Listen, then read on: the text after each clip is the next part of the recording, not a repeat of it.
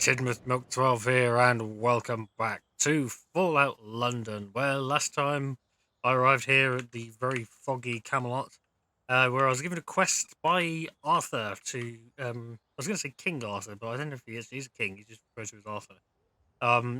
But he's asked me to investigate a dispute between two of the families. Now, we've been to both of the places I need to go to. The oak tree we passed by on the way yesterday, and also the substation I've passed by on the way to Brickton before. Uh, so I guess we'll just head to the oak tree. I didn't see how extensive it was. It's actually got like metalwork going around. Right, are you the leader here? Need something? I've been sent by the Round Table to investigate a forest fire. It's about time. There's been too much confusion around this fire.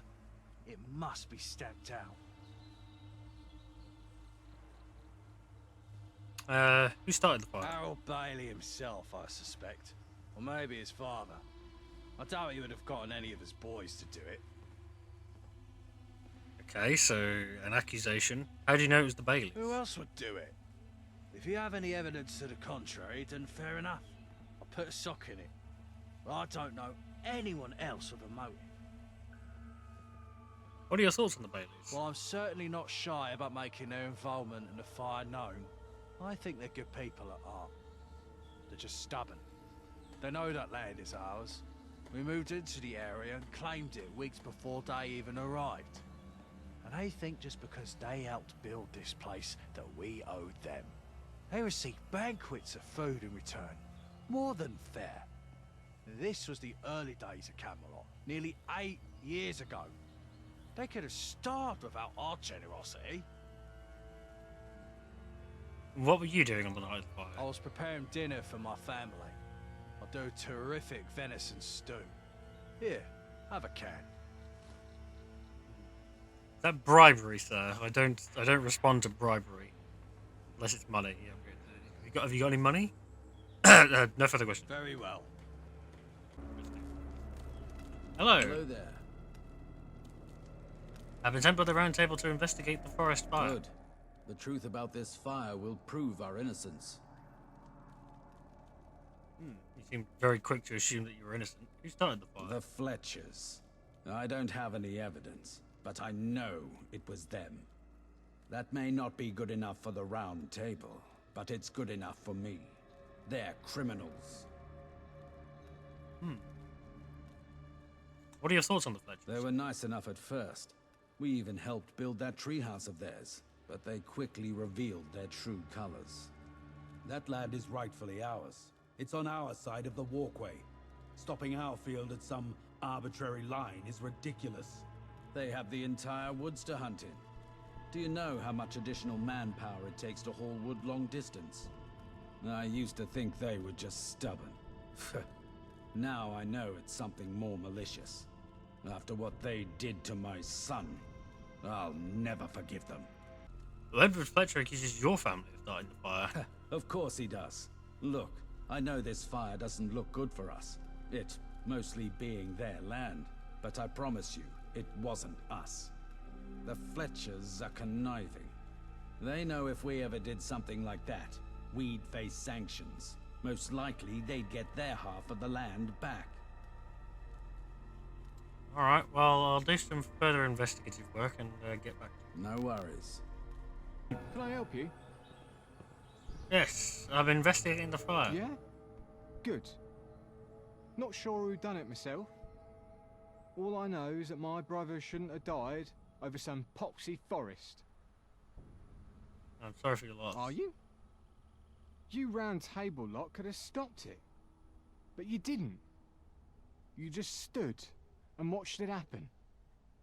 Hey, look, there was an invisible wall. I had nothing to do with it. What's with the limp, if you don't mind me asking? He had an accident, that's all. A tree fell on me. Hazard of the trade. Okay. I'll get back to my investigations. Bye. Well, obviously both families have a pretty strong claim to the forest. The Fletchers seem to suggest that they were here first. The game seems to be suggesting I can get a confession from the Fletchers, but I want to actually investigate the area of the fire first. Ah. Oh. Okay, we've got a dead stag.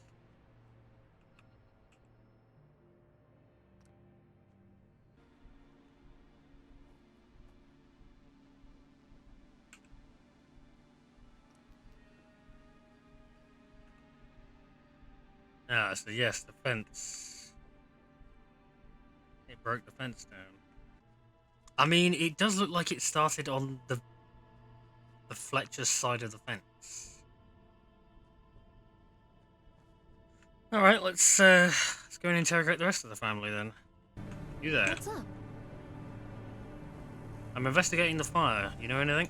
I see. Be careful out there. The Baileys are loose cannons. What about I'm yourself? a seamstress. Have been all my life. I make gambesons and the like for the Camelot army. All right. Take care.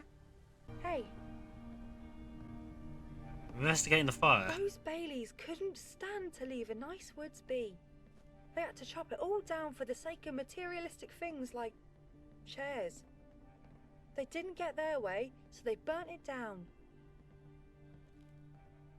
I mean, that seems kind of counterintuitive for both of you, really, because you can't hunt in the woods if it's burnt down, and they can't make stuff out of the wood if it's burnt.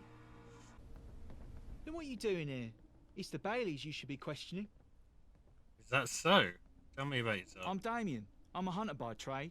My dad and my uncle taught me everything I know. No, I also help my mum out with her work while Dad's busy with his nightly duties. All right. Goodbye. Why didn't God give radstags 2 bodies instead of 2 heads? That's the bit we don't eat. I have some questions. Oh, sure.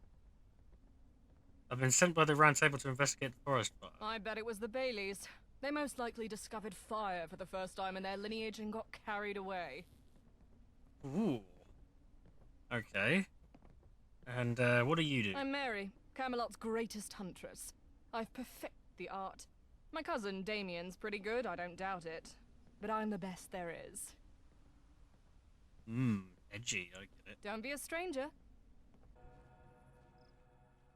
No one's been... Oh. Dried blood. Someone or something was injured out here. Well, I mean, it was probably the bloody deer, right? Also, I can barely see the blood trail, so I don't really know what direction it's expecting me to go. Oh. Okay, there's more blood.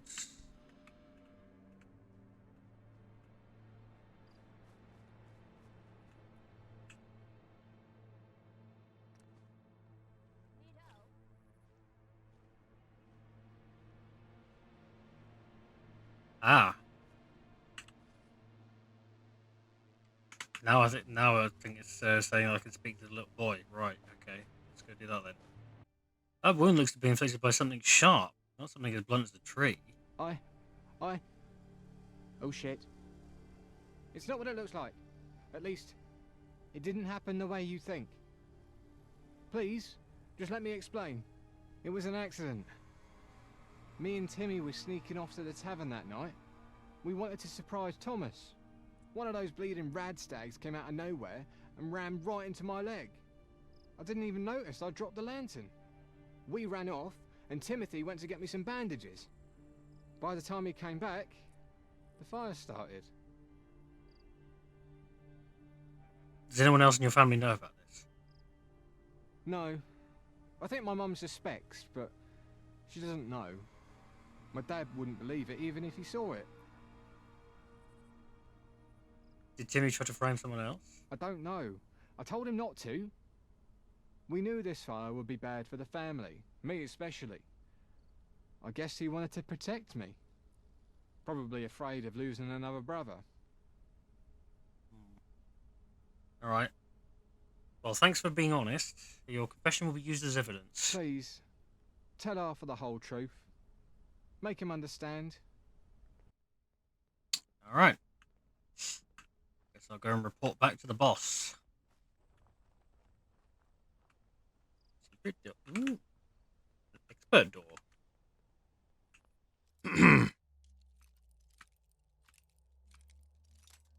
Piss. Wait a minute. Wait a minute. Wait a minute.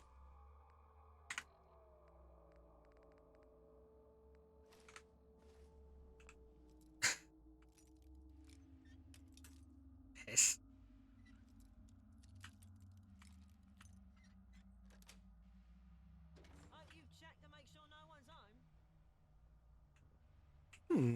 A fusion core. Laser musket. Fusion core converted laser laser machine gun. Sorry, not laser musket.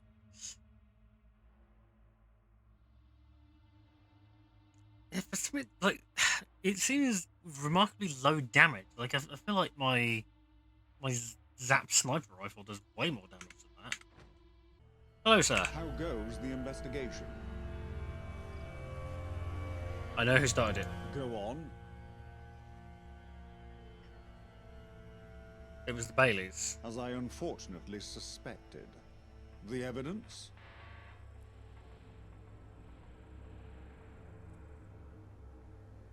It was Ryan and Timothy Bailey. Ryan confessed, but it was just an accident. No one else knows it was them. I was so sure this was about the land. I didn't think Harold and Edward could both be wrong. What exactly happened? They were sneaking off to the tavern. A radstag rammed into Ryan's leg and he dropped their lantern. Those poor boys. The guilt they must be feeling over their brother. Terrible. I'll have a talk with them. Consider the matter dealt with. I know Edward Fletcher. He's not one to demand sanctions over the mistakes of two boys. And Harold? Well, I'll talk with him too. I asked for the truth and you gave it to me. Now I must act on it. I shall be glad to settle this dispute amicably. Thank you. You've done well, and proven yourself worthy of Camelot. From this day forth, this land is your land. You shall defend it as your own. I bestow upon you the rank of Sergeant. May you serve it well. Now, I had questions if we ever cross paths. Questions about our new head of the civil service, Smythe. Guinevere, our agent in Westminster, has been looking into them for years, but they remain elusive. Who are they? I mean, I don't know much. She's the leader of an underground organization known as Angel. He controls the gentry from behind the scenes using an army of clone soldiers and scientists. I see. That's some alarming intel. How did you come by it? I was grown in a lab.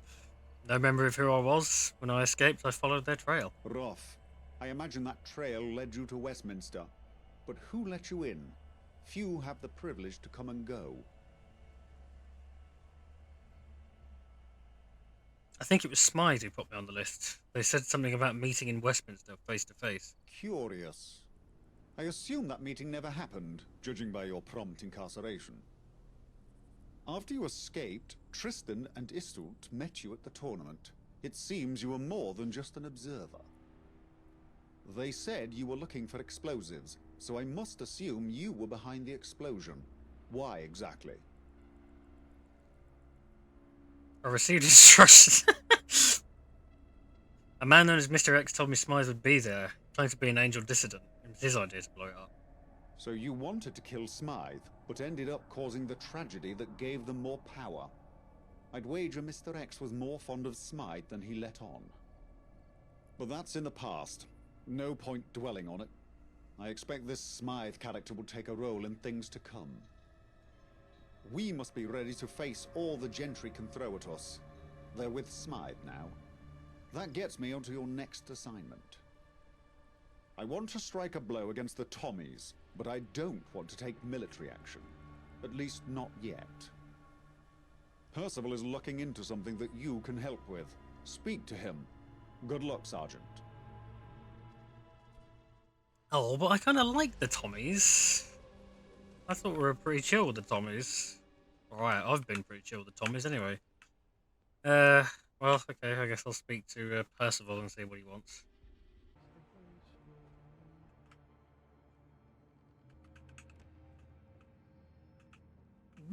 Ooh.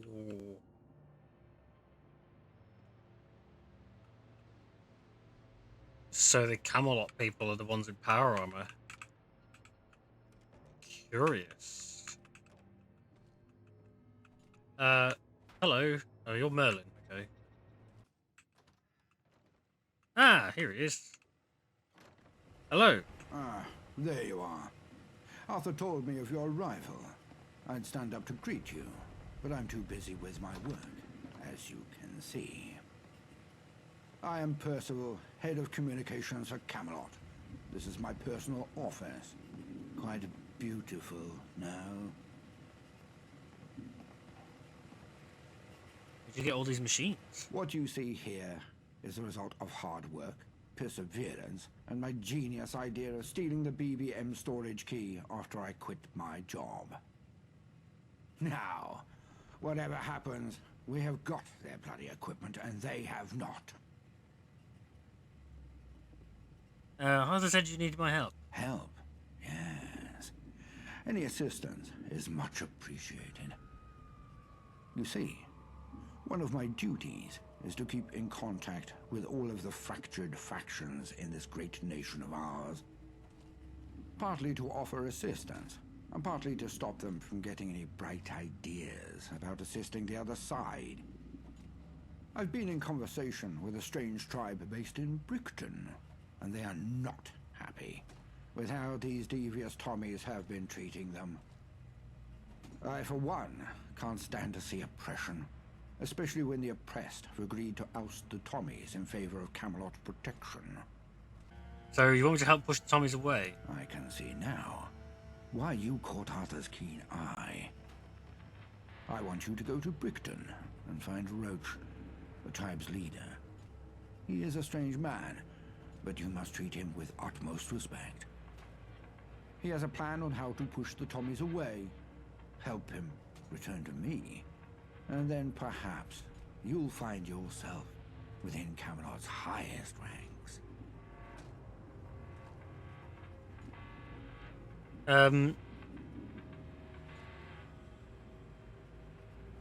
Alright, well, I guess I'll see what else Roach wants me to do. Good luck, servant of Camelot. Well, if I'm going back to Brickton, it's kind of out of my way, but I might go back via London Bridge just to go and get Arthur, the other Arthur. There's too many people with similar names. We've got Archie, we've got Arthur, and then we've got another Arthur getting out of hand. Ah, hello, Merlin. Hail, Sergeant.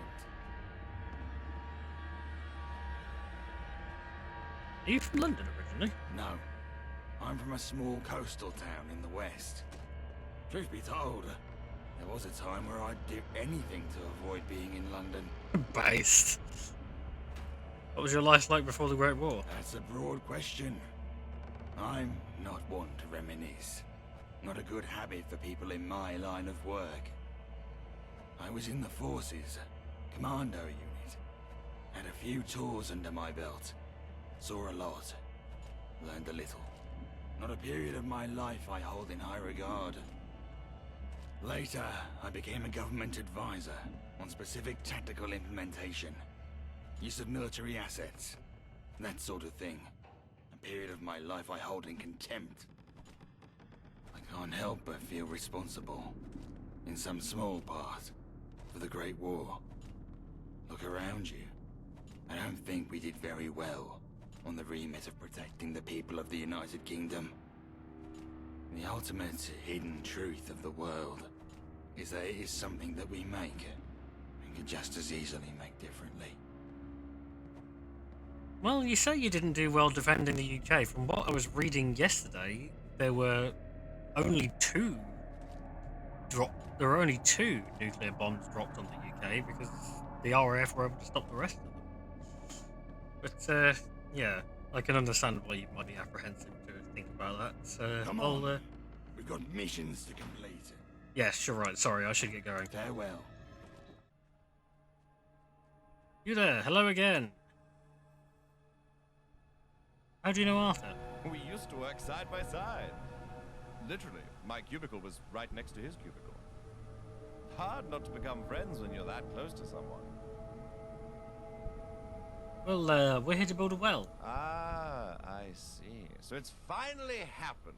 Arthur has told me quite a lot about his to-do list, and this well in particular. But I'm afraid it won't be as easy as he made it seem. You see, money alone won't save the world. The tickets can cover the labor, but the people of Brickton don't have access to the kinds of materials necessary to build a permanent water well. Right, so what are our options? With a small investment of 250 tickets, I can build a temporary well. It won't be perfect, hell, it won't even be that good, but it will help. If you get me 500 tickets, I'll be able to build a better temporary well. It'll help more people, but again, it'll be temporary, not made to last, you see. For us to truly help Brickton, we'd need someone to go to the nearby abandoned construction site and collect a few materials for us. Someone like, well, you and Arthur. Right. Well, we'll be back. Stay safe. Arthur, how goes your cricket game? Still a wizard with the wicket? Haven't played a game since you left, Graham. None could compare to you. Still the czar of compliments, I see. We must catch up. Soon, my friend. Soon. Right, so... retrieve the building materials. Okay. Not that far away. Now, I was under the impression that I'd already kind of dealt with the Tommy problem in Brickton. But maybe there's something more that Roach wants to do to get rid of them entirely. Ah, there you are. I humbly welcome you back to the land of Brickton. I had a feeling our fates would align once again. Mother Earth told me so. But I do wish our paths crossed once more under a kinder moon. For this one is littered with cunning and secrecy. Now, me and my fellow tribesmen have come up with 3 simple tasks that'll agitate the Tommies and push them out of our land without the need for violence. First, you shall poison their ration supplies with these laxatives. Then, you shall destroy the generator that's powering their turrets. And finally, you'll spread rumors about the man leading this battalion, the dreadful Lieutenant Doyle. Fulfill these 3 tasks, and soon Camelot will have an ally in Brickton. Well, I'm all down to do that. I'll get on with it. Watch your step. Oi, g'day there, mate. Lovely day for a walkabout, eh? I guess so. No guesswork needed, mate. It just is. Hey, while I've got you here, you look like the rough and tumble sort. Maybe you can help me out. You see, the only way a man stays sane watching this godforsaken border all hours of the bloody day and night is with a little help from some coldies, a nutty mag or 2, and a metric fuck-ton of amphetamines to stay awake. Problem is, I haven't seen a trader come through here in weeks, and I'm running mighty low on all 3. I've been manning this post for long enough to know that means a new gang of bloody arseholes has moved into the old radar station down in Wandsworth, and a bushwhacking trader's headed this way. If you could go and clear out whatever aggro cunts occupying the radar so the traders can deliver my supplies, I'd be mighty grateful. I'd certainly make it worth your while. I've actually already cleared that radar station. I did it yesterday. You absolute beauty, mate. I'm so bloody happy I could kiss you. Thanks heaps for helping me out. Here's a little something for your troubles. Can I get a kiss as well? No? Okay. Well, I guess that's a few things on my to-do list for next time, so be sure to join me for that. If you've enjoyed this episode, be sure to like, comment, all that good stuff. I've been Tidmouth 12, and I'll see you next time. Bye!